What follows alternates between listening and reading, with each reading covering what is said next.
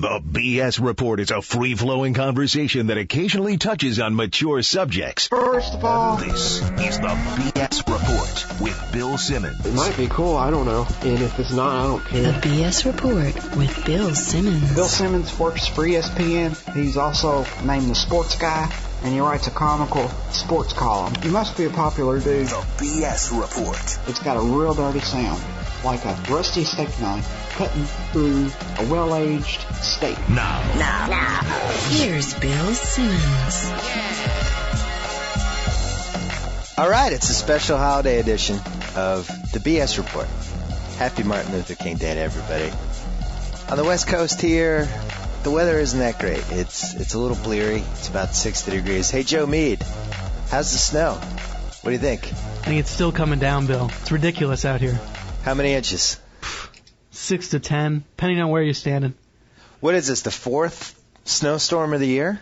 At least. I feel like I'm shoveling out my car every day to come into work. 4 snowstorms in 6 weeks, I think. And people wonder why I live on the West Coast. Well, here's one of the reasons. I was at an outdoor mall on Saturday. It was 80 degrees outside. The day before, on Friday, driving around all day with the top down, 80 degrees. Actually got a little sunburned on Friday. Just a little bit. Little red on the forehead. Actually, I'm starting to worry I might peel a little bit. So, yes, that's why I live on the West Coast for moments like this.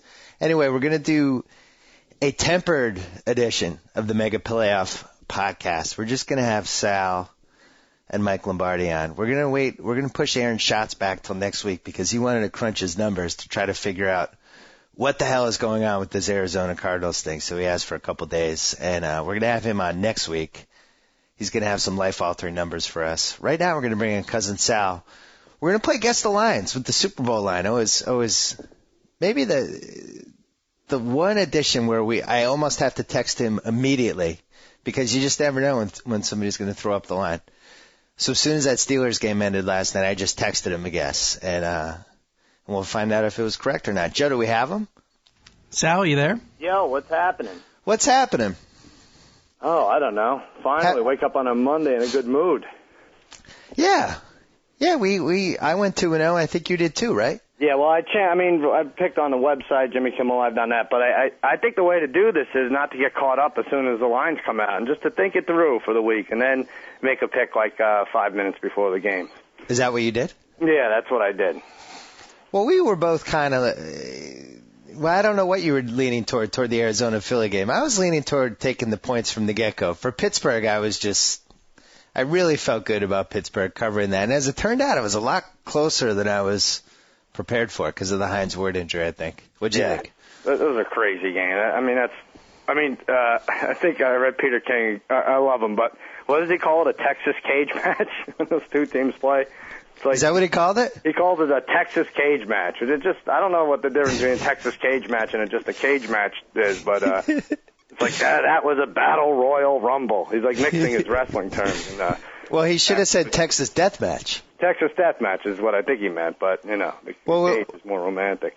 When we were growing up, the wrestling trilogy was always they'd come in, it'd be like Bob Backlund against Big John Studd. So they'd have the first match at MSG, and somebody would get disqualified or counted out. So then they'd come back a month later with Texas Death Rules, and then there would be something else shady would happen. Then it would be culminate in the steel cage match. Right. Or someone would be counted out in the first match, and then Howard Finkel would come out and say, next month is a lumberjack match. Oh, yeah, lumberjack was good. Yeah, the second one was a wild card. It would maybe lumberjack, maybe Texas Death, maybe brass knuckles was a good one.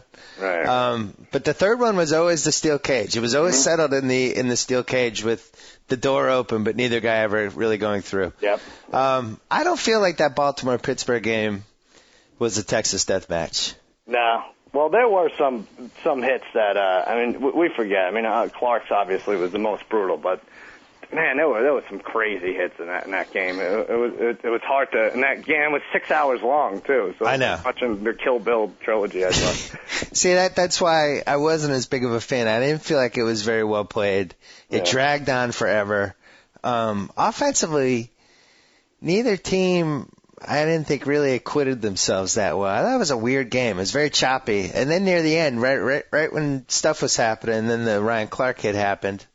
Yeah. And I mean, you can make the argument. It seems now, even hearing them talk, like Roethlisberger was just throwing the ball away on the 65-yard touchdown pass to Santonio Holmes, which could have easily gone the other way, picked and returned. But, yeah, so it would have been a close, lousy game, I think, if that doesn't happen. Well, I think the highlight of the game was as McGahee is lying on the ground, possibly dead, the Pittsburgh PA guy decides to play Creedence Clearwater Revival. He did. It was one of their happier songs, too. It's just cranking in the loudspeakers as players are walking out on the field to make sure this guy isn't dead or paralyzed. That was weird. That's what I'll take from this game. Yeah. Other than our friend Damashek probably exulting and talking about 7 and all the crap that he usually He's very does. excited, though. He immediately texted me after the game. There needs to be some damage control. So he told me there's no way we can cover Larry Fitzgerald. So let me tell you, Pittsburgh that's probably true. This is it. The Steelers are the better team. If they lose, they blew it. That's just how it is, you know. They're the better team all year, and you can't make excuses at this point. I think you look at the 3 Cards games. So the first game, they definitely, the home crowd definitely helped them, as did the rookie QB. Wasn't that great, and Atlanta was a little overrated. The second game, Delone just fell apart. And then this game, the crowd carried them for about a half, and then the Eagles came on, and they finally took the lead. And then, I don't know how it happened, but they put together that 8-minute drive when it really seemed like the Cards were going to blow the game. And then the crowd finally took over at the end. But what do you mean you don't know how it happened? You apparently aren't a believer in Kurt Warner's God. Well, I don't understand how you go from basically 3 3-and-outs to a 14-play drive. Yeah. I don't know how they suddenly remembered how to block the Eagles again, but then the crowd took over. But anyway, here's my point, and I swear to God I have one.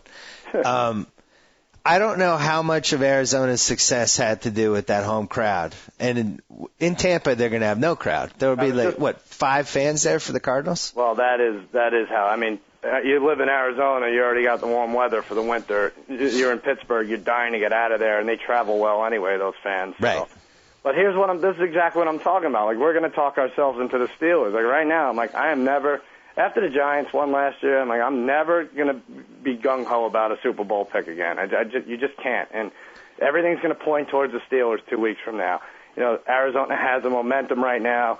The 2 weeks off can only help the Steelers, right? In that respect, that they die down a little and the better team wins. And plus the fans, join in. But maybe we should get to the line because it figures into this analysis. Let's get to the line. I texted you last night that I thought the line should be 7, or did I say 6.5?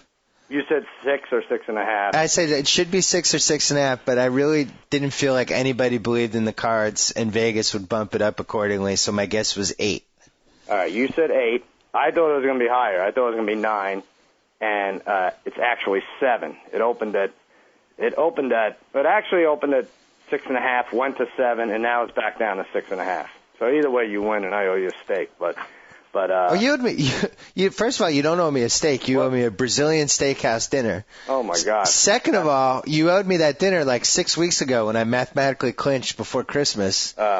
And third, our ESPN.com editor, Kevin Jackson, wants us to bring a digital camera and take pictures. And I'm not sure if ESPN.com is going to step up to the plate and pay for this dinner. No. Which I feel like they should after 20 podcasts, but, whatever. I don't want to ask them. I lost, but I will say this. After all the things they've edited out of your column, a picture of me eating at a steakhouse is not going to be pretty, and that they may think twice about posting that.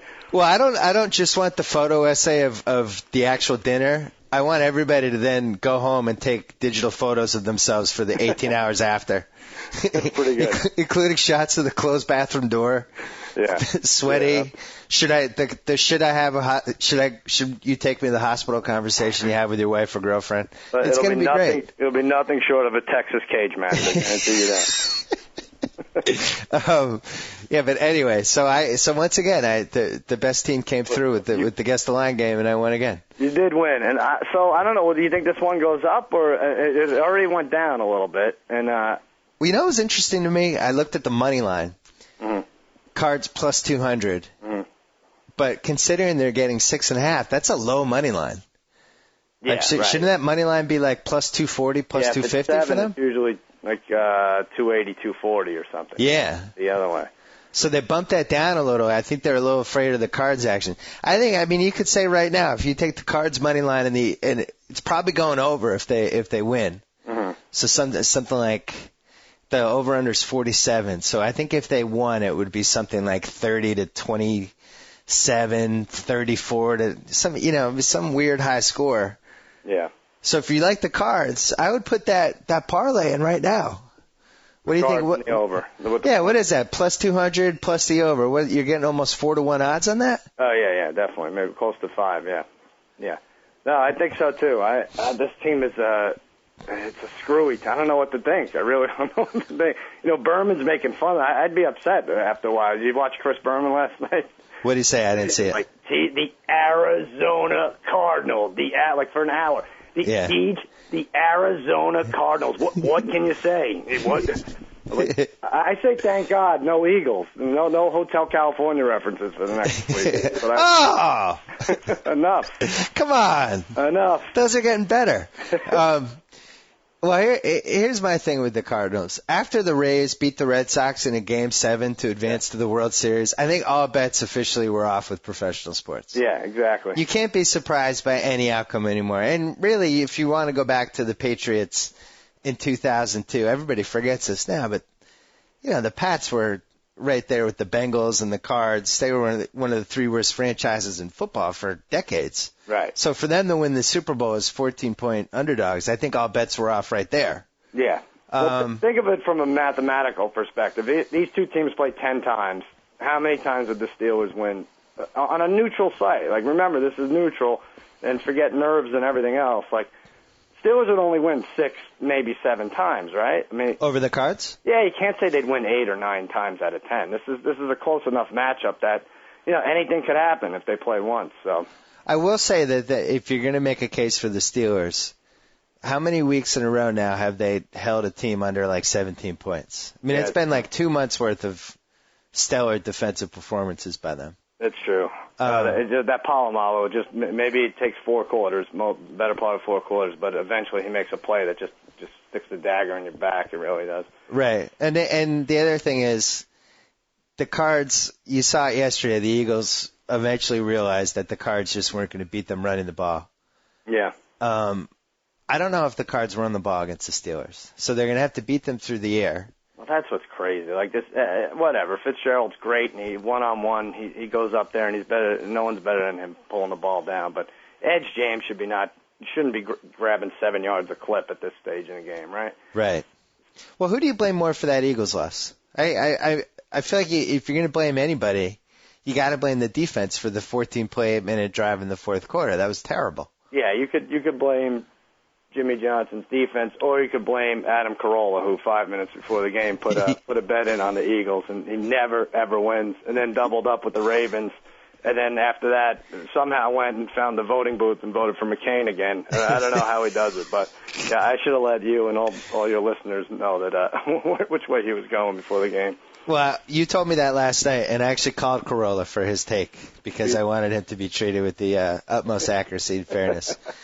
Carolla claims that it is true in the first 3 playoff rounds he is the Maloik, to borrow an Italian term. Right.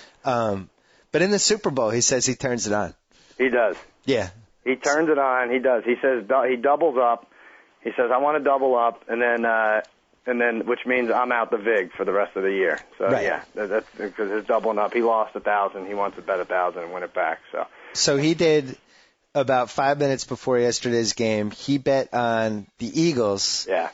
And as we discussed last night, I think if Carolla determines that he's going to wager on a game that close to game time, it should run as a ticker on the bottom of the screen. People should be alerted to. I mean, it should swing the line by like 3 points. Exactly. I was mad that you didn't tell me that, actually, because I would have gone in and put more on the Cardinals. I already had a little bit. I had so much going on. Yeah, I was begging him for a halftime bet. I thought we could capitalize that way, but he wasn't biting. Well, the best part was he was going to stay out of the second game And then his friend Ray talked him into the Ravens. If you've ever met Ray, that's somebody you don't want to have talk you into a gambling bet.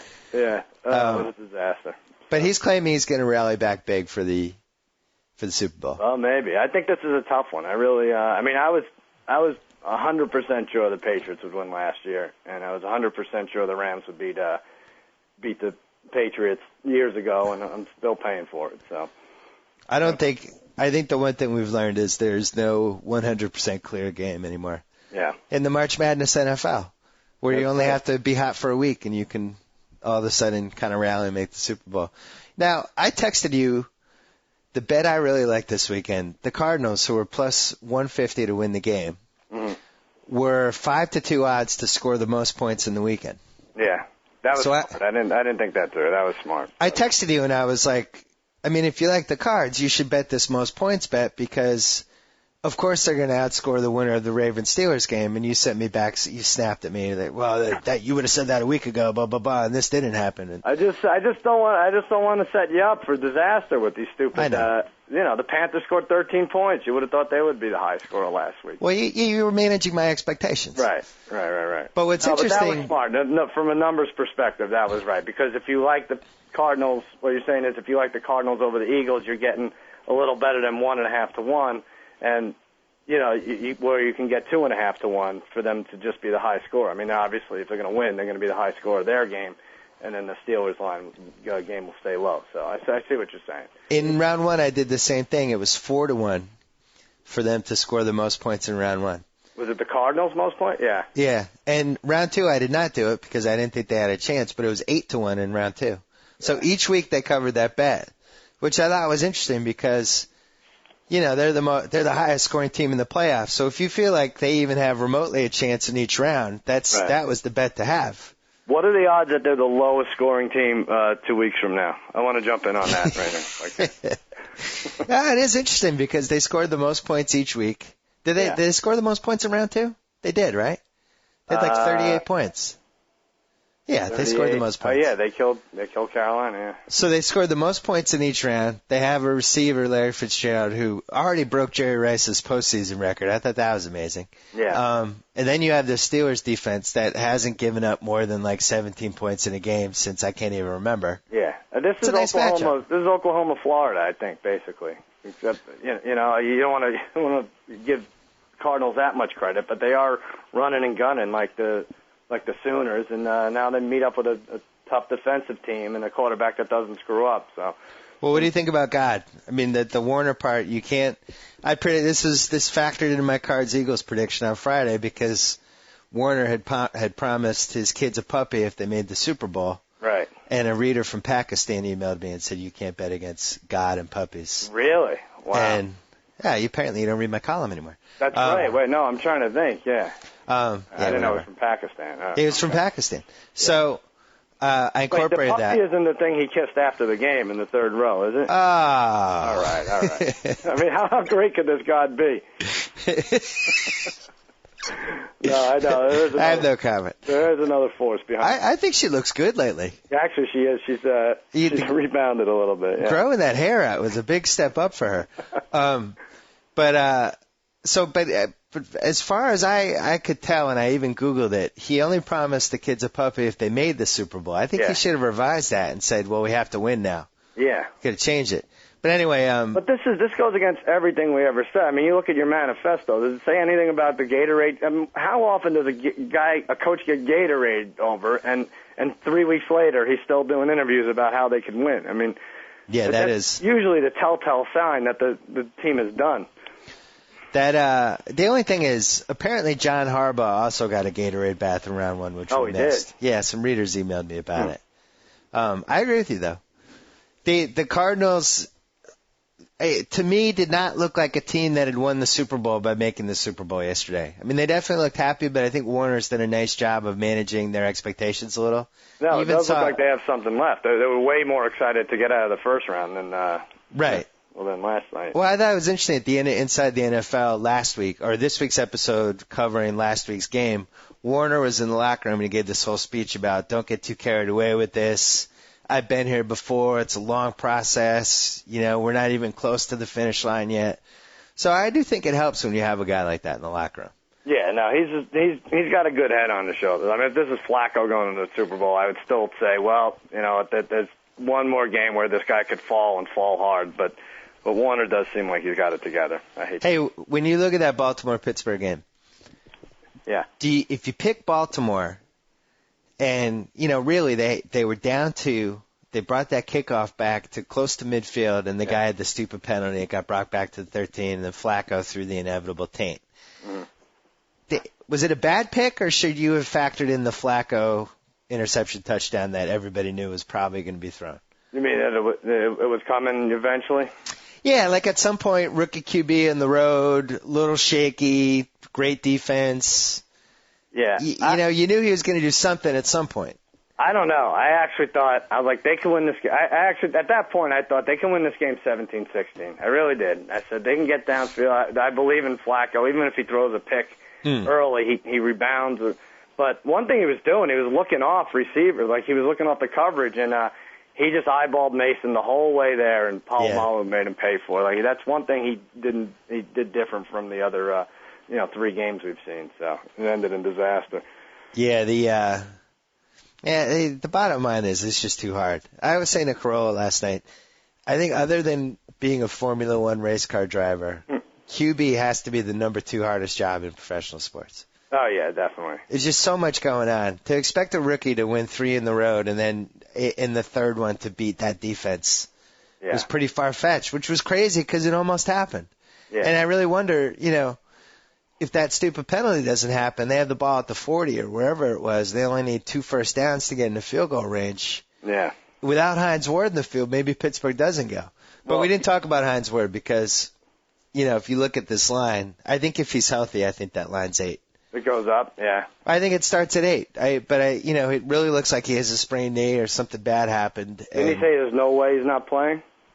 Yeah, but he's still going to be limping around. Yeah. That's their key guy. That's their third down guy. He always makes one big play near the end zone. Yeah, I guess so.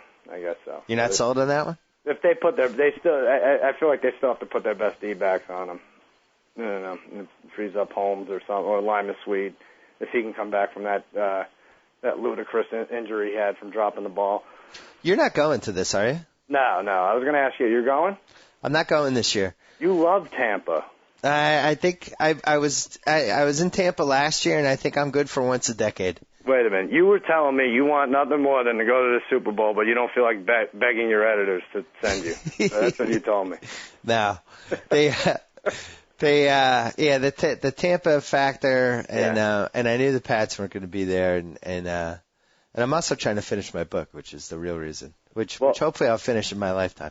They need another city or another state to send it. It's too much in Florida.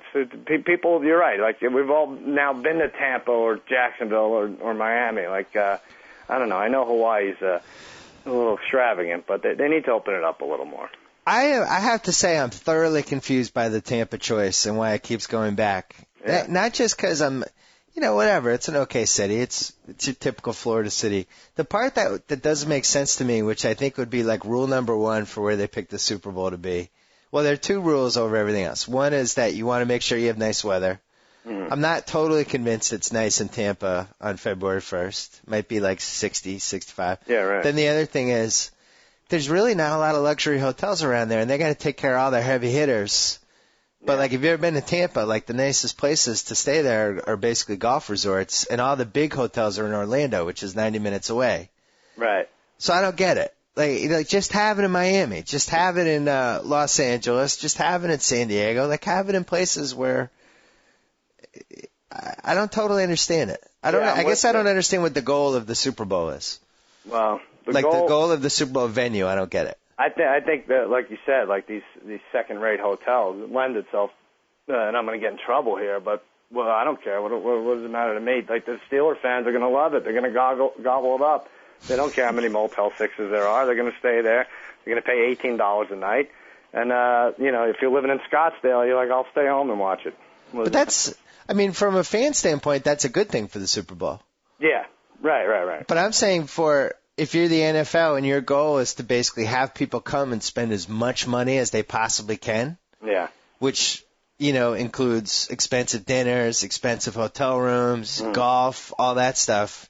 They're not getting that with Tampa. It's not going to happen. You're getting that if it's in Miami and you have all these South Beach hotels. But then again, on the other hand, I don't know if the NFL gets a cut from all that stuff or whether that factors into the winning bid.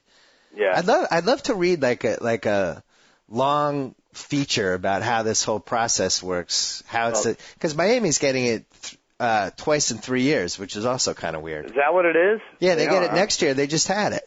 Oh, that's right. That's right. Well, Tampa's got, I think, the country's first Hooters. So, and I think they're making Wings Wednesday that off the charts. It's like $24.99 for a dozen. So there is money. There is money to be had. Yeah, here's a rule of thumb for the Super Bowl. If a lot of people are staying 90 minutes away, yeah, and that's just a given, then that's probably a bad place for the Super Bowl. Yeah, that's bad. And at that point, if you're going to do that, why hasn't like New England had one? Mm-hmm. You could have it in Foxborough. Everybody can stay in Boston. It'd be cold, but it's not going to be colder than Jacksonville was 4 years ago. Well, it makes you think. Like if every team now with the new stadium wants to build a retractable dome, that for sure, no matter where you are geographically, that's going to guarantee you a Super Bowl, right? Well, like Dallas should have one, right? Yeah. They have a dome and they have a huge city that has a ton of hotels. That would be a cool Super Bowl. Yeah, that is good. And by the way, I want to congratulate my Dallas Cowboys. They lost to both these teams in fine fashion to the Cardinals and the Steelers. And I think they made them, championship caliber squads that they are today, right now. Cardinals, that's interesting. And let me tell you this, I'll take it further. No one could argue with me that we weren't the third best team out there as a result. True. If it wasn't for those two, maybe. Did you beat Arizona? Oh no, you lost to Arizona, but you also lost to Philly the second time. Yeah, we lost to the Steelers. We lost to all these teams and bad teams too. The Rams, you name it. Well, here's what I'm thinking for us, and I think Corolla's in, and I bet we could get a group going. UFC 94, January 31st, the MGM Grand Hotel.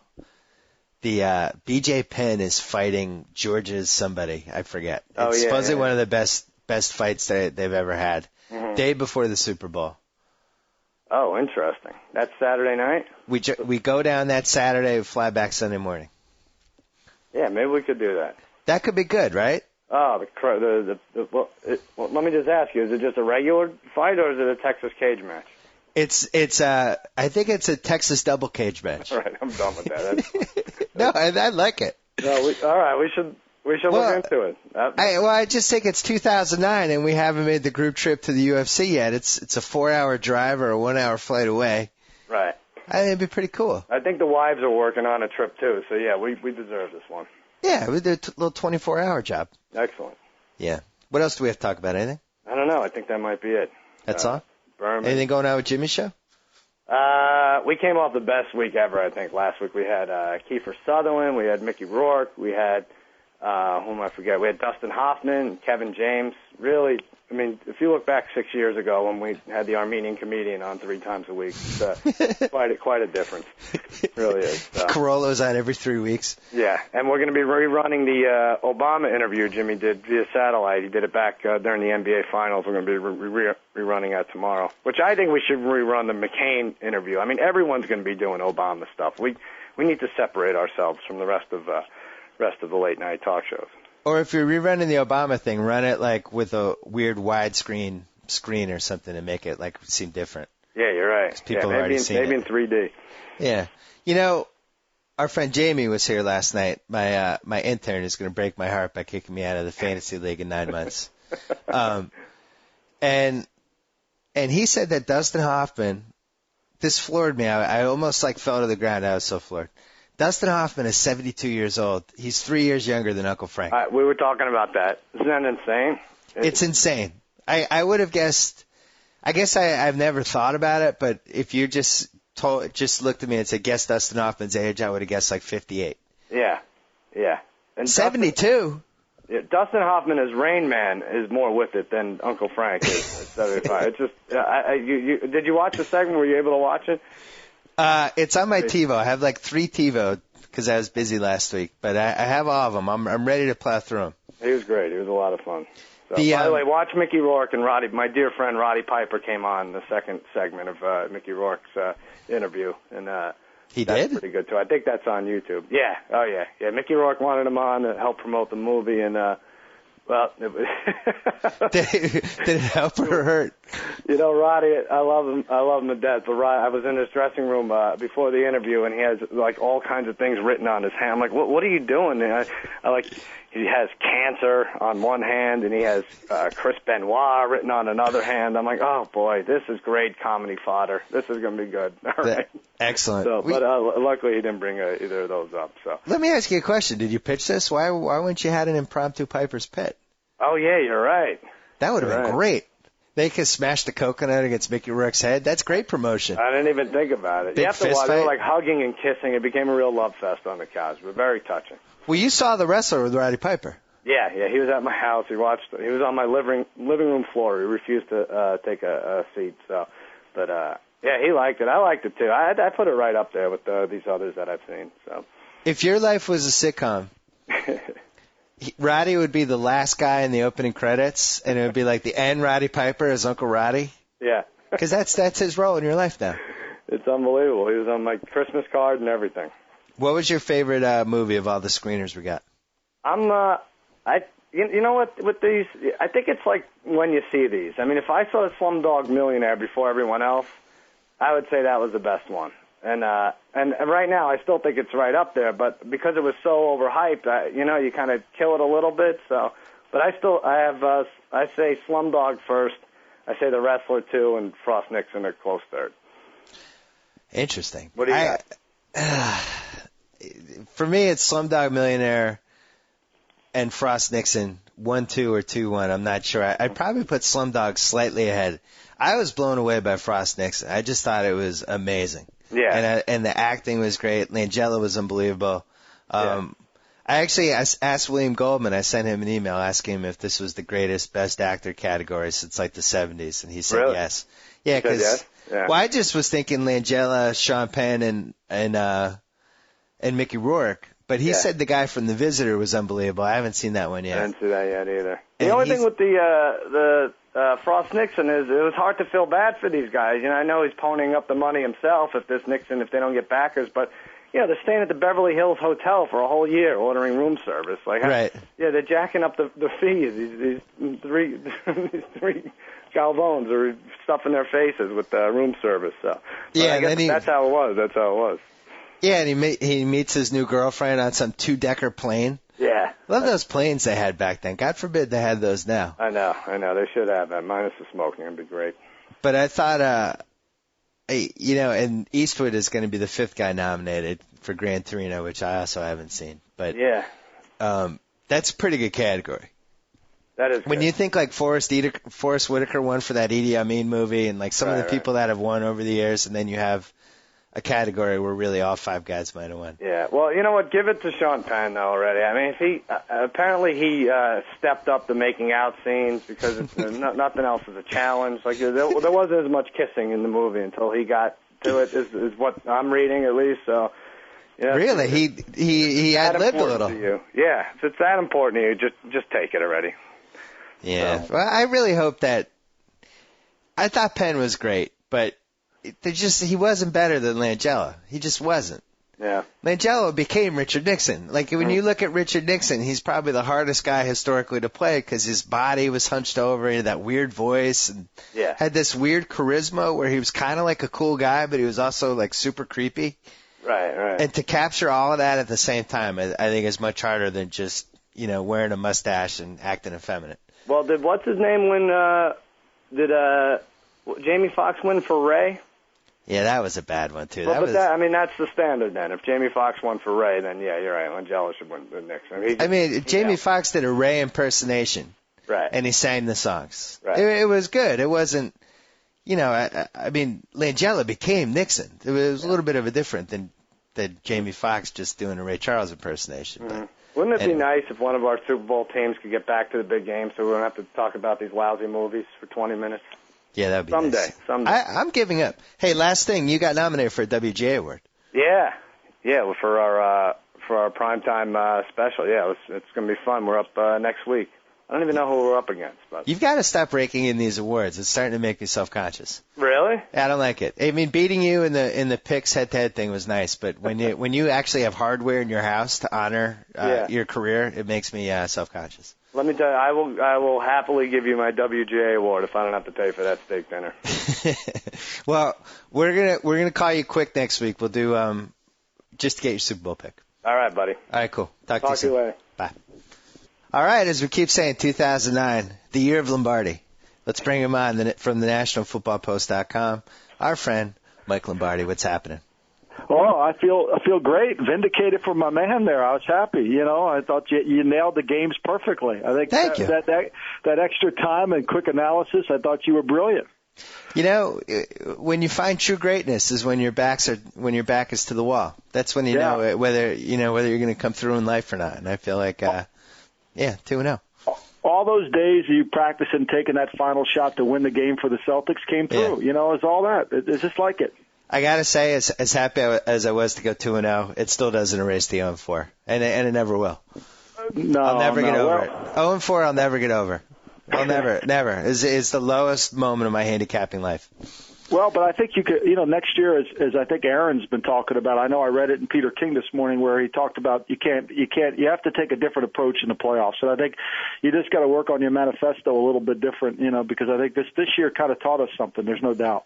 Yeah, I think the nobody believes in us factor has now become the number one biggest factor. If there's a game where one team feels like they're not getting enough credit or confidence, it seems to supersede everything else.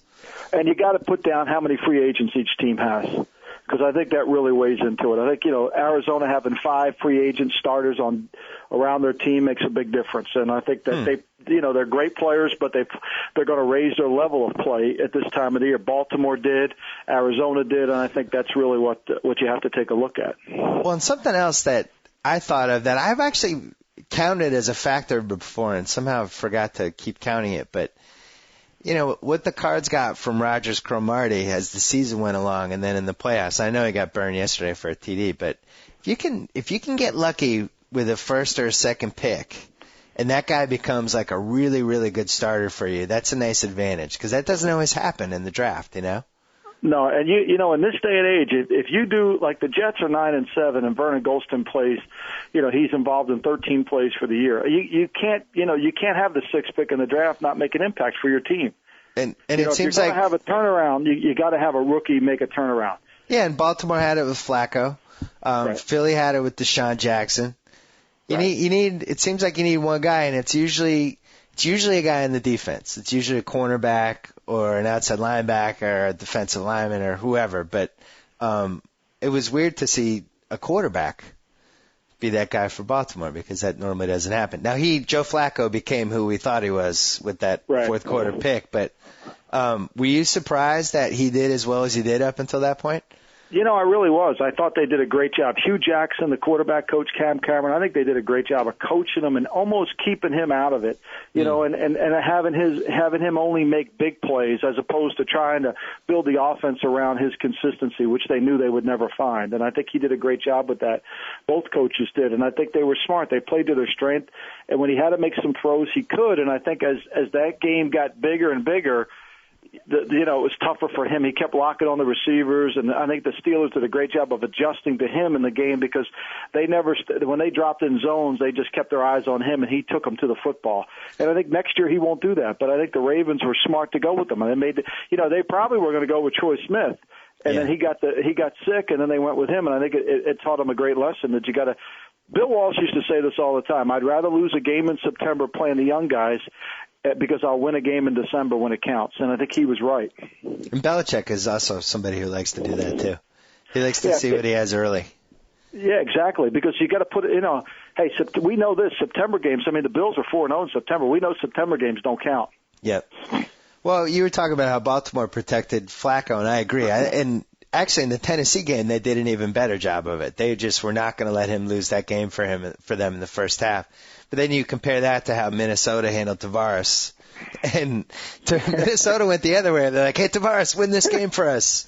And, I feel like if they had kind of handled it the way Baltimore handled Flacco, maybe they advance. that, maybe they win that game, and then what seed were they? 3? Yeah, they were 3. Minnesota goes to Carolina in round 2. I mean, the whole playoffs are different, which brings me to my next question. And we discussed this last week, and then you wrote about it a little in your blog. But, hey, we've reached a March Madness point of the NFL playoffs now, right? There's no rhyme or reason year to year anymore. No, there's not, and it's a team that gets hot. But going back to your, the Minnesota thing, they got to be kicking themselves in the tail. They got a great defense.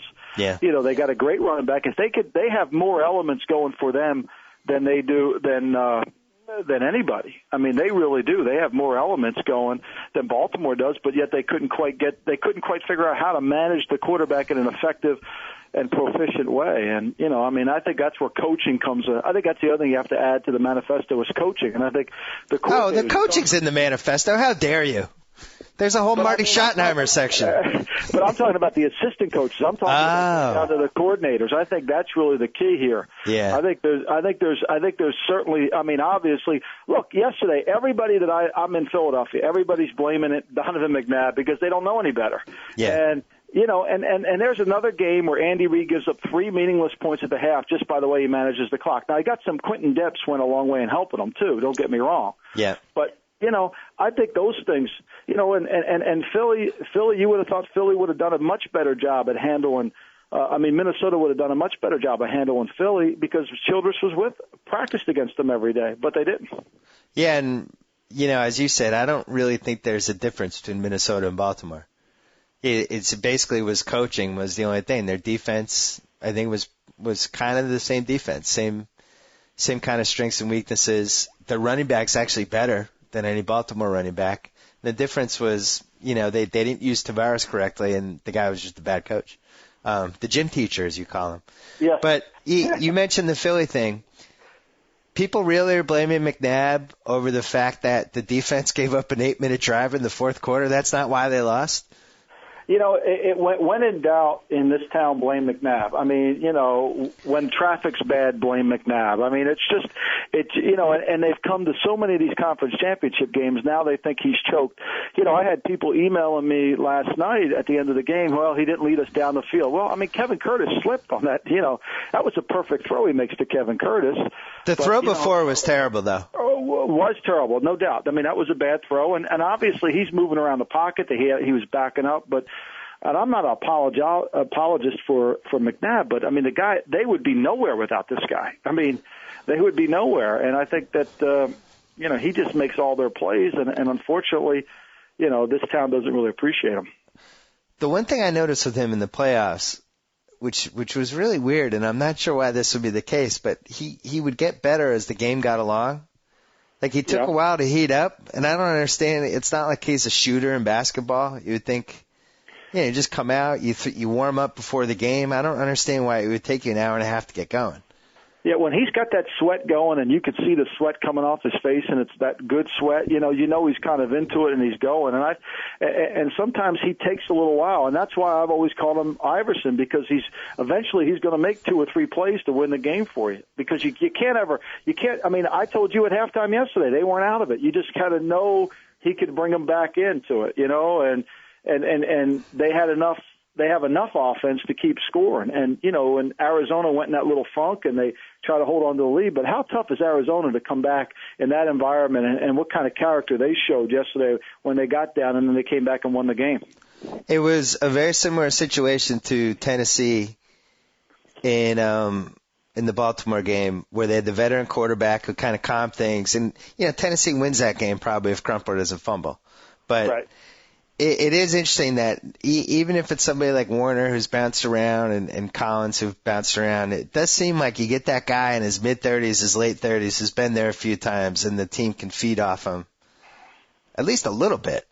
Yeah, no doubt. I mean, they had confidence in Warner. There's no doubt he was all over it. I mean, you could sense that.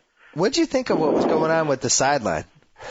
I think the sidelines are an emotional place. I think Bolden was unhappy because they went into what we call 22 personnel, which is 2 tight ends and 2 backs, and they did that, and 1 receiver, and they did that to kind of secure the edges so Philly couldn't keep beating the heck out of out of Kurt Warner. So I think Bolden was upset at that formation group and wasn't involved in the game, and probably was just getting mad at the coach for not being involved.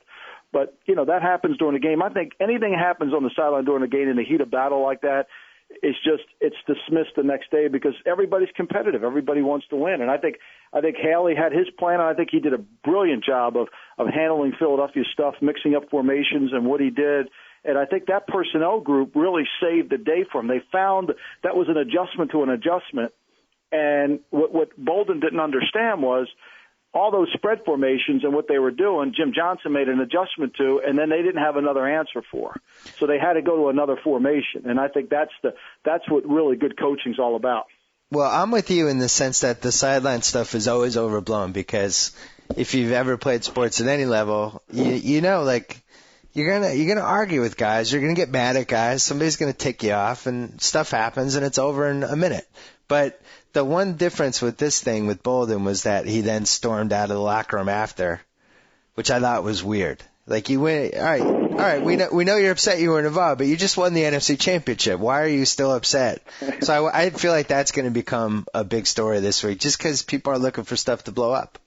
Yeah, there's no doubt. You know what I found interesting too? Fox. I don't even know if you realize this, but when Ken Wisenhunt was the coach for the Steelers, they ran the same exact trick play against the Bengals in 2005. Really? Yeah, same. Oh, the Kimo von Oelhoffen game?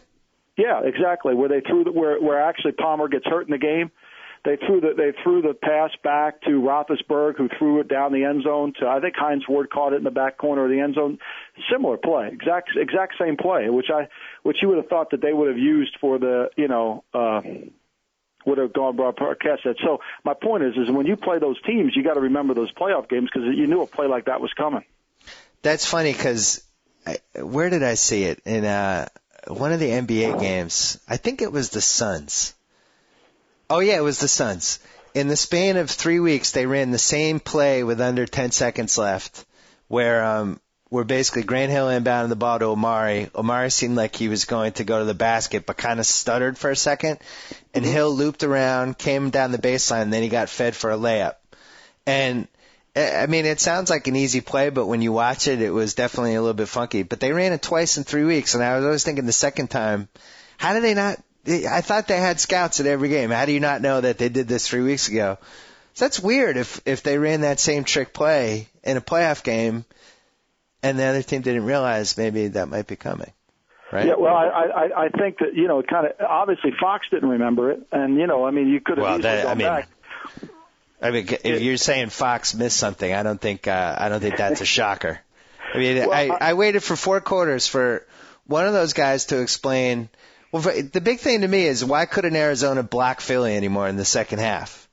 And, you don't have to feed me the cliches of, well, Philly's really stepped it up here. Obviously, I can see that. Why can't they block these guys anymore? Yeah, well, you got to understand it. And what they were doing was they were bringing pressure. They were overloading pressure to a side, and then they always had a double edge to where they could throw the ball away. But then what Philly started doing was bringing even pressures. Instead of overloading, they were bringing even pressures to a side, and that caused Arizona not to have everything blocked because they were just trying to throw the ball away from the overload.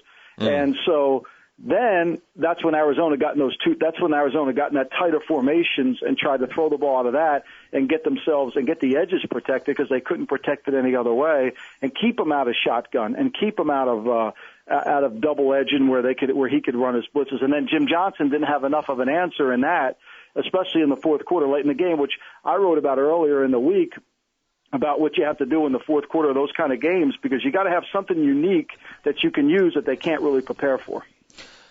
Maybe Fox should hire you as I'm not even a third guy in the booth. Maybe during commercial breaks you could tell Troy Aikman what's going on. Because I would love to hear it from one of the announcers that's doing my championship weekend game. Yeah, I think, football is a complex sport, and I think that it's hard to always explain the complexities of the game in a layman's terms. I think that's very difficult. But I think there's some things that, people don't just run formations because they want to run formations. This is not playing, Mattel game with the magnets on the board. There's a reason for formations and what they're trying to do, and I think that's what the fans want to know, because it's a chess game involved, and that was going on last night for sure. Well, that always used to drive me crazy when we used to win playoff games, and Belichick would always rope-a-dope the other team in the first half. And he'd set things up in the first half so he could do stuff in the second half. And if you ever followed the Patriots, you knew this was what he was doing. Right. But yet the announcers are like, man, I bet the Patriots really having – it's like, yeah, we're having trouble right now, but wait till the third quarter. I bet there's a little wrinkle that we haven't seen yet. And every time the announcers are stunned by it. I don't know. I've just had it. I've had it with football. It's worldwide wrestling. It's like worldwide wrestling. It's like the guy starts to lose early and then he wins late. But that's Belichick. I mean, that's where Belichick's so brilliant. I mean, he understands. He understands that it takes some time to find the adjustments. And you have to know these coaches are so good and they're so talented, like Jim Johnson, that he's got enough tricks up his sleeve. He can make an adjustment. Now you've got to make an adjustment, and that's where the true talent of a coach comes in. Ironically, the only announcer who can pick this stuff out as it's happening and point it out is Madden. Even now, even after a million years, he can, if something develops during the game, like some sort of trend with something one team is doing to the other team, and it's happening on the line, he always can point it out. Yeah. And I think a lot of it is you'll sit there, and I think Sims does a good job with it at CBS too. Yesterday he was pretty on top of it because he kind of knows he spends enough time talking to the coaches that he can kind of sense where they're headed and how they're going to do it. But a lot of these games, you as a coach, it's like basketball. You got to make adjustments during the game. I mean, you got to somehow find a way to make hey, this game isn't going like we thought. We got to go to this, and then your system's got to be diversified enough to be able to handle it. Collinsworth is great too at it. No, he's brilliant too. That's a shame that we only get him for these 8 lousy Thursday night NFL Network games a year where he's picking stuff out that are usually over by the third quarter. Meanwhile, the playoffs are going on and he's nowhere to be seen. Yeah. So with the Philly-Baltimore game, you feel like the best team won? I feel like definitely. I think had they played the game in Philadelphia, Arizona loses, but I think Arizona got the benefit of playing out there, and I think it helped. And I think, look, Philadelphia had won the whole year. The last 6 weeks of the season, they've won with their defense and McNabb making a few plays. And yesterday, their defense let them down. And that was the strength of their team. That's how they've been winning. And then when that let them down, that's what killed them. I mean, that's what that was carrying them all the way through. And they couldn't carry them yesterday. And some of it too. Now I think the other thing is they didn't play a lot of great quarterbacks in the last month of the season. Yep. And that kind of gave you a little bit. See, I wrote today, and I think Philadelphia is a little bit like this. Philadelphia is a better scheme team than they are a talented team. Like, you never really get a sense of, other than Trent Cole, you never say, oh, Philly's front seven, if we can't block this guy. It's always Jim Johnson, we can't block his scheme. And yesterday, Todd Haley and the Arizona Cardinals could block the scheme, and that's what was the difference.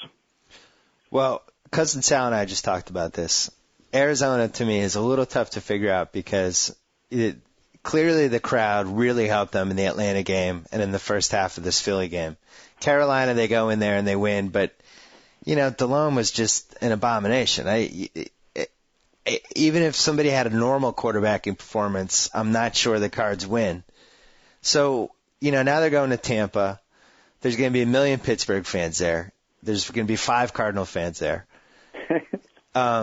It's basically a road game. Do you feel confident at all that they can win this game, or should we just assume now that this is a good team? Well, I think this is a tough matchup. I think they're a good team, but I think, again, it comes back to the matchups. I think the Steelers' strength is their ability to put pressure on you and create pressure. And the thing I think that Arizona has going for them a little bit is Wisenhunt and Russ Grimm and all those guys have been in Pittsburgh before, so they understand how they attack you and what they do to attack you. So that'll certainly help. And you can never underestimate Warner and those receivers' ability to make plays. And the good thing going for Arizona in this Super Bowl is the fact that they won't try to pretend they can run the ball against them. Mm-hmm. You can't run the ball against Pittsburgh, so why pretend? And so now the ball's always going to be in Warner's hands, and if they can protect Warner, they'll make some plays in the second. I just don't know if they can make enough of them consistently to win the game. But Arizona's a good enough team. They're going to create some problems for Pittsburgh when they set up their defense. What do the Steelers do to stop Fitzgerald? I don't think there's really a whole lot you can do other than you've got to, like they talked about yesterday, you've got to put somebody over him early to disrupt his timing in the route, and you can't let him have what we call free access to just run up the field like we were kids playing in the playground. You can't do that with them. And then you've got to have somebody who's got the ability to balance. I think Larry Fitzgerald's one of those guys who can lead the league. He's like Barkley. He can lead the league in rebounding at 6'5", because he's got great balance, and he jumps, and he's always under control when he jumps. And that's a very difficult guy to cover, and he's always going to be able to get the ball when it's in the air. Like when Warner let that throw go, there's no doubt he was catching it. It didn't matter who was around him. Yeah, it's funny. I was going to mention that the next time I write about whatever is Fitzgerald's reached a point where when the ball's in the air and it's downfield and the announcer says, if Fitzgerald's down there, you just feel like he's going to catch it. And I don't remember I guess Moss last year was like that. You know, he got into that zone. And other than that, Jerry Rice. But in my lifetime, the last, 25, 30 years, those are the only three guys I can remember feeling that way about. I'm sure I'm leaving somebody out and I'll get 1,000 angry emails. But here's the thing. If Fitzgerald's at that point, why don't teams do what teams did to Moss during the last 6 games of last season where they just said, all right, we're double teaming you, you're not going to beat us? Yeah, but see, Fitzgerald runs different routes than Moss. Fitzgerald's about power and explosion. Moss is about speed and explosion. In Moss's 9 route, you've got to be just. I mean, Moss can run away from anybody. And what's a 9 route? The straight vertical run straight down the field route. Gotcha. And go long route. And he can run that where Fitzgerald can run across the formation. And then when he gets the ball in his hands, he's literally tough to tackle. I mean, you saw that one. I mean, Brian Dawkins hit him with everything he had on that first touchdown pass, and it just bounced right off the guy. So the difference, the difference with Fitzgerald is that he can also go 5 yards and then cut across the middle and take it across the field, which Moss can't do.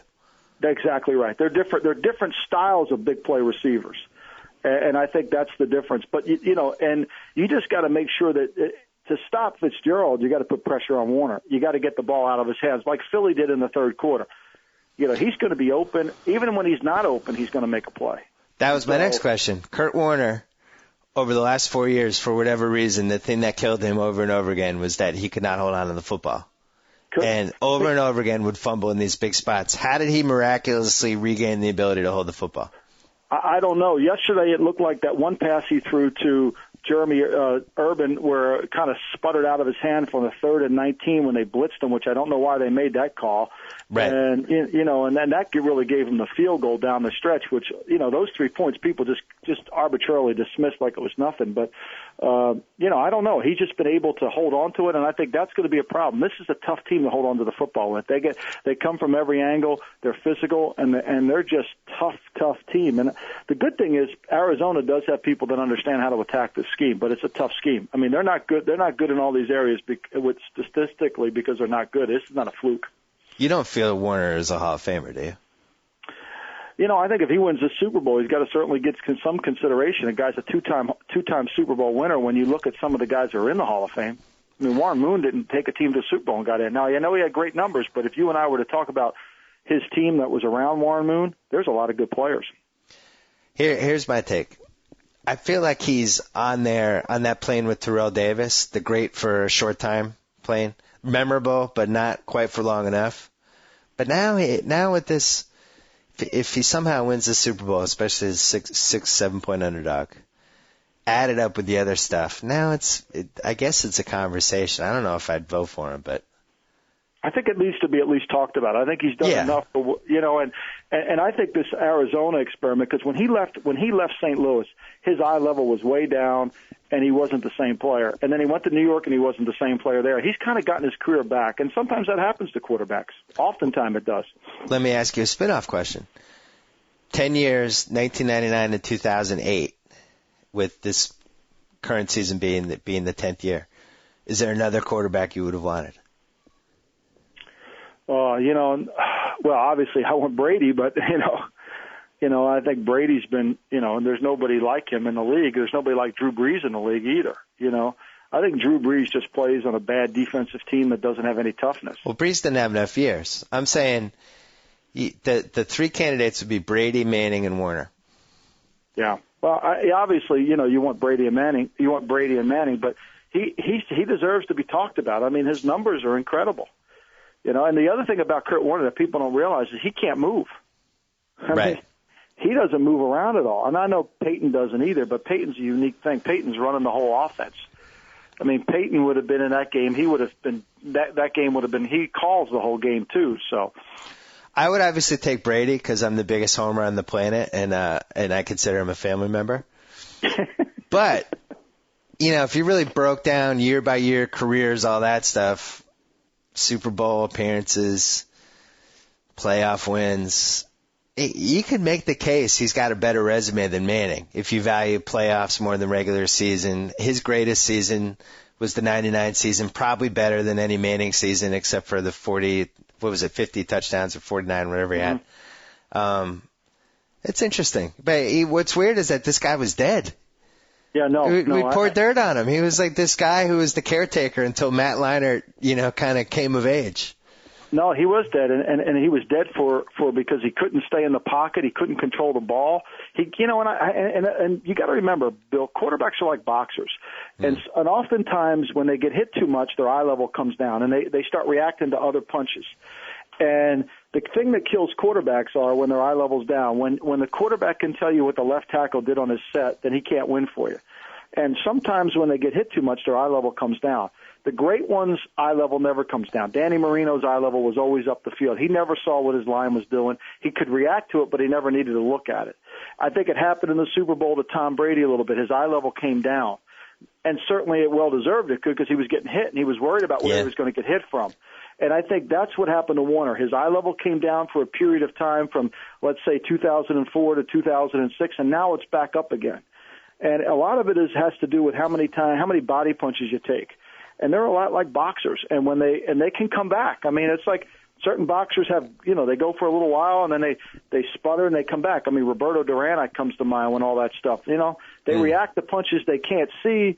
Then they kind of get away from it for a little while and they come back and they're back at it again. That's why they get better as they get older. Testaverde was another one like that. He would react early in his career to everything that he saw, and as he got older and got more comfortable, he was able to get out of it. And I think that's what happens to you. That's why you're never really out of it as a quarterback as you get older, as long as your arm can do it. Now, Jeff Garcia, he reacts to everything because he's so small he can't see everything, so he's got to jump out of the pocket. You also just described what happened to Favre's career in the last 8 to 9 years. I don't think he liked getting hit anymore. Right. And I thought all of his decisions were determined by, I don't want to get smacked on this play. Right, no doubt. And then last year, not the 08 season, but the 07 season, his eye level came back up again. Yeah. For whatever reason it came back up. And he felt like whether it was confidence that his line could protect him, whether it was confidence in the protection schemes or whatever, but when the quarterback comes off the field and says, that tackle took a horrible set, or, I had to get out of the way because the left guard moved too early, you can't win that way. They have to always be, their heads have to be always up high, and they always have to be looking way down the field. And if they're not, that's why that average per attempt is so critical for quarterbacks, because if that's not high enough, their eye level's not down the field. I watched the same thing happen to Bledsoe. He No doubt. He took a ton of punishment the first 4 or 5 years, and then that was it. As to borrow your phrase, his eye level came down. He was always worried about what his line was doing, and that was it. And he was another example. He's one. I learned it from Bernie Kosar when we had Bernie. I mean, Bernie was never good at getting out of the way. But once he was worried about what the line was doing, and no disrespect to Bernie, because he was smart, but it just happens to quarterbacks. Their eye level goes down, and they worry about where they're going to get hit, and they don't feel protected. McNabb, for example, his eye level never comes. He's always looking up the field. Yeah, and I thought yesterday's game symbolized Warner's career because he was getting great protection the first half and was just picking them apart. Third quarter, protection collapses. He's a mess. Gets the protection on the last drive. He's good again. He's really one of those guys that if you could protect him, he was going to be good. And that was it. And I mean, look at the play that really ultimately kept the Eagles in the game. They've got Anquan Bolden. They got Fitzgerald and Bolden wide open. Bolden down the field really for a huge play. Touchdown probably. Put the game away. And Warner rushes the throw. I mean, now, he was going to get hit, but he probably rushed it a half a second too early. Right.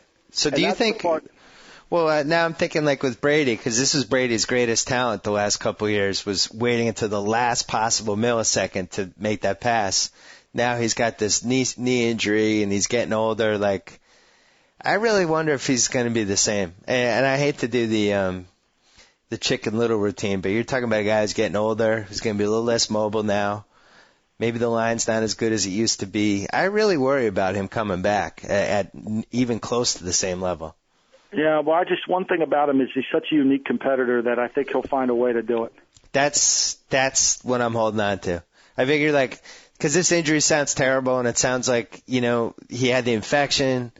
They're going to have to go back and probably do a little more cleaning out or whatever they do. But, man, if anybody's going to spend 24 hours a day in the weight room trying to rehab it, it's going to be him, right? Yeah, no doubt. I mean, if you listen to Jim Schwartz's press conference of the Detroit Lions, I mean, he talked about Brady owns the parking spot for the guy who works out the off-season most in the off-season program. So there's no doubt he's definitely going to do, he'll definitely do whatever it has to take it. And they do a good job of knowing his protection, and I think that's part of the game too. If your quarterback's eye level's down, you're going to have to figure out a way to help him. Let's quickly go through the coaching things. What was your favorite hire? I love Josh McDaniels. I think he's going to be a great head coach. It was unique in the sense that he went to Denver, where I think Jeremy Bates is a brilliant young coach. And now Jeremy Bates today just took the job as the assistant head coach of the USC Trojans. He left pro football and went to SC. Wow, I didn't know that. Yeah, it just happened just 5 minutes ago before I came on with you for this podcast. So there's a little breaking news for you, a little Chris Mortensen. Nice. Jeremy took that job there, and it's a smart move for Jeremy. He's a bright young coach. But that made it unique for me. I thought he was a great coach. I would have loved to talk to him but he'll do a really good job. I thought that was an interesting hire. I loved Belichick's ringing endorsement for him afterwards, which was in direct contrast of his non-endorsement of Eric Mangini.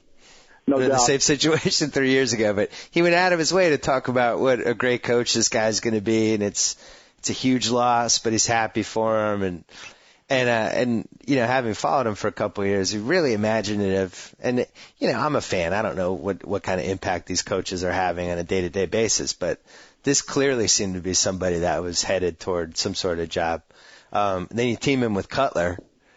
It's a nice matchup. If he was going to go to a team, you want him to go to a team with a guy like Cutler. That's your hope for him. No doubt. And I think what all you need to do with Bill is look at what responsibility Bill gives each coach. I think the best way to learn about a coach, whether it's basketball or during a timeout, is what happens on the sideline. And when you could watch that game and Tom Brady went to McDaniel and he used him and they went over things together, I told you everything you needed to know, because Belichick's not going to give somebody that kind of authority and that kind of respect if he didn't believe he could handle the job. Do you think if Charlie Weiss had gotten fired, he would have come back? No, I don't. So what do the Pats do now for offensive coordinator? Well, they got the best head coach in America, so he'll figure something out. I think, the one thing I've always said to people is if the special teams coach didn't come to work one day, he could coach the special teams. And if the running back coach didn't come to work, he coached the running backs. A lot of times I think people don't realize that Mangini's last year's defensive coordinator, he basically ran in the second half of the season, he kind of got the defense fixed. I don't think people really realize that. But that's what he is. He's a head coach who doesn't really care for the publicity or the fame. He just cares to win. And we should mention in full disclosure, you worked with him in Cleveland. No doubt. And You're I'm biased. You admit it, though. But I admit I'm biased, but I think that, if I worked with John Gruden in Philadelphia and I worked with John Gruden in Oakland, and I think if you read on my website what I wrote about him, I thought it was fair. But, you have to be, in my profession, which we evaluate all the time, is you have to be honest with your evaluations. And you were not a Gruden fan. You thought that he I really liked your Larry Brown comparison. I thought that was good. You said basically he's one of those guys who's just never happy with the players that he has. No doubt. He is, and, as you know, and we both like basketball, I mean, you got to learn from other coaches about the coaches, and that just resonated with me. When I would listen to Larry, who I think is a brilliant coach, and I love to listen to Larry's press conferences and learn from Larry, but I think that, John is just never happy. John can't be happy. And that hurts John because he never really fully buys in. Here he is. He's a young coach who could coach the quarterback better than anybody, and he's coaching 38, 39-year-old quarterbacks. And giving up on giving up in young guys almost right away. Right away. And so, to me, when you hire him, you figure, but nobody works harder than John's. John's offense is really good. The fact is you're hoping he could fix your quarterback situation, which is paramount to winning in the NFL, but he couldn't do it because he refuses to commit to one. At least Larry will commit to a point guard. Now, you may not like the point guard he commits to, whether it's Snow who can't shoot or he'll commit to a point guard because he knows he has to. I'm glad this came up because I was meaning to mention this. So ESPN2 and HD runs the Snow game on Thursday. And I was thinking of you as the Patriots stuffs 14 blast on 3rd and short. Zach Crockett, stuffed behind the line. Raiders have to punt. Troy Brown fumbles. It goes right to Larry Izzo. Pats come down. Tuck roll. It's called back. We have new life. Vinatieri kicks it through the uprights. I mean, when you see this on TV, how fast do you turn the channel? Is it like 0.00009 seconds you're flipping it? I never even stay to watch it. If it's on, I have to probably immediately go take a shower and go right to the next thing. I'm not even doing it. You know what's beautiful though, and I'll admit it's one of the. First of all, it's probably my favorite sports win ever out of all my teams in any sport other than the Red Sox in 2004.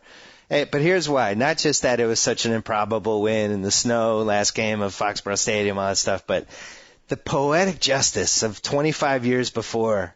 Sugar Bear Hamilton, 3rd and 17. This garbage, total garbage, roughing the passer call, which really is probably the worst call in the history of the NFL. If you really look at the clip and look at what happened, to get the poetic justice 25 years later, I thought was great. So as far as I'm concerned, we're even. And you just happen to be involved to the part where the Raiders got screwed, but it all evened out. It was one of the weirdest sports sequences I think ever when you really look at it. I can still remember looking out on the field when he lined up to kick the field goal, the one that tied the game. You were there? I was at the game. I was in the stands, and when the tuck happened, I cheered. And naturally, all the New Patriots media people in the press box said, "There'll be no cheering in the press box." Oh, my God. I got up and said, obviously, when we sacked him, we won the game. I was excited, and so there'll be no cheering in this press box. Oh, and then when he went to go kick that field goal, I just kept thinking to myself, how can he possibly? People don't realize how bad the weather was. That visual of the ball traveling is probably the one memory that resonates in my mind all the time. I could see it, and when it snows, like it's snowing in New Jersey today, it makes me think of that because I don't know how he kicked the ball. I really don't. Well, I thought of that exact thing as I was watching it, and you look at the low trajectory of that kick, and I decided you were the one to blame because you were the GM, and if you had that token defensive lineman who was 6'7" with the long arms on the roster, you block that kick, you win. So you got to look in the mirror. Yeah, I'll take full responsibility of it, but we did. We had Langston Walker, and I still don't know how he didn't get a piece of it because in 2005 we did the same thing in Denver, and Langston blocked one. But oh, you're right, you did. Was Langston Walker on the field for that kick? Yeah, sure he was. God, how does he not block that? That kick was like 4 feet off the ground. Well, sometimes the ball, the ball's not circular. It travels through some weird areas. I don't know how quite it did, but it did. Well, on that special, Vinatieri says maybe 1 out of 10 times he could make that kick. Like with the weather, how hard. Because you also forget the football is like kicking a big block of concrete. No, it had to hurt when he let it go. He had to hurt when he kicked it. Had to kick it low trajectory because he couldn't take the normal 3-step whatever. And then I forget if it was that kick or the other one, but Gruden made the mistake of calling a timeout to ice him. Mm-hmm. And all that did was allow the guys to clear all the snow from his plant foot. So he was like, hey, thank you, John Gruden. Thanks for that timeout. This whole call on timeout thing's ridiculous, by the way. I mean, now people are calling timeouts and they're letting the kicker practice the kick. It's like letting Tiger Woods take an extra hit before he hits the ball. It makes no sense at all. The only sport where it works is basketball.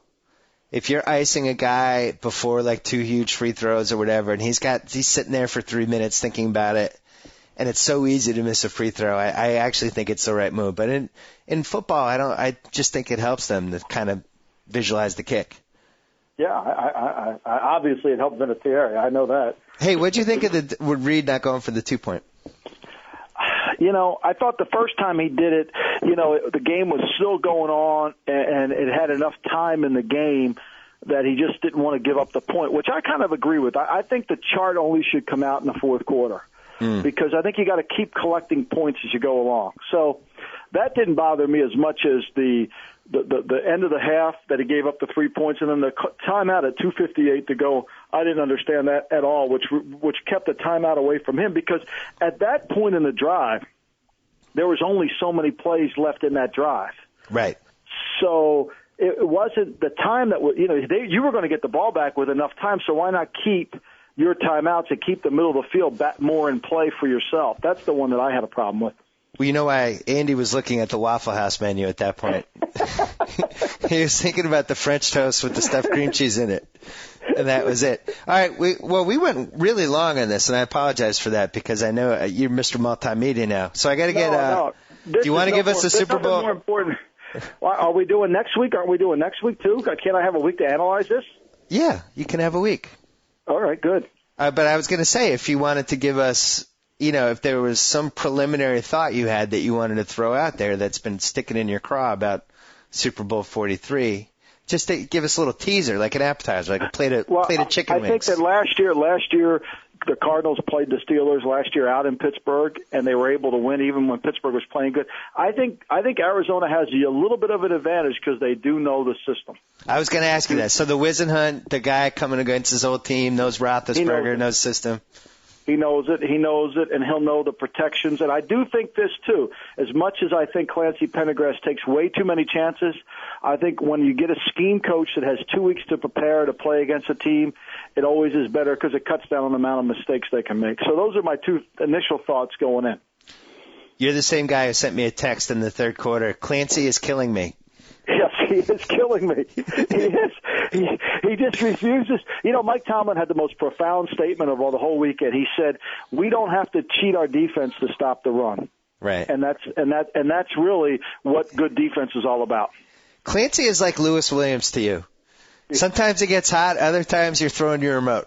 He drives you crazy. I'm watching Lewis Williams today at the Martin Luther King game. He's on fire in the first half, so that naturally meant he took a 45-foot three-pointer. Now there's no limit to his shooting. I mean, Willie Green, who's never hot, shoots all the time. I mean, I understand that. Can you explain to me how Willie Green's an NBA player? That's not the question. The question is why Billy King watched him for a year and they gave him $16 million. That's the question I want to answer. Well, if Elton Brand could get hurt between now and April, I think you're a playoff sleeper. We're beating the Mavericks by 4 going into halftime. I mean, we're actually playing pretty good. Yeah, because you know why? Because they finally went fast paced. Let's let our athletes do athletic stuff. This is Maurice Bates. How is he the 16th pick in the draft? Somebody has got to do a research project on that. This guy's too talented to go that late in the draft. You know what it was? It was the old Mario Williams thing. It was people worried about his motor. They worried about whether he wanted it enough. I saw him in Summer League, and he was the best guy I saw in 4 Summer League games. And I emailed a couple people who were in the know, and I was like, how does this guy not go in the lottery? And they're like, oh, he's a dog, blah, blah, blah. So, but you never know with these guys. You never know when it's going to click. So there you go. Congrats on Maurice Spates. Thanks, I appreciate it. Well, we'll probably lose this game by 8. I'm a typical Philly fan. I have no belief we could actually win. Congrats on Maurice Spates being better than the guy they spent $84 million on. Yeah, that really makes me feel good, especially considering that Chris Bosh and all these other players that we could use the money on next year coming out. Yeah. Elton Brand will be in the discount rack at Flene's basement in another year. You can probably buy him for 40 cents on a dollar. No, they're going to be reliving the Darius Miles thing where they waive him for medical reasons and then send threatening letters to try to convince other teams not to sign him. All right, we'll bring it back next week. Mike Lombardi, NationalFootballPost.com. You broke. What'd you break on Wednesday? You broke something. Well, we broke. Let's see. I don't know. We broke a bunch of stuff. We had. What did we have? Well, the Terrell Owens thing was the biggest one you broke. Terrell Owens, yeah, the Terrell Owens thing we broke last week, and then today we've got the Jeremy Bates going to USC. What a great move for Jeremy Bates. Watch SC now. All right. We'll talk to you next week. Look forward to it. All right. Bye-bye. Take care. So I get to sign off. Whoa. Thank you for downloading the BS Report with Bill Simmons. Too much fun. Check out more podcasts at the iTunes Music Store or at Pod Center at ESPNradio.com. Peace out.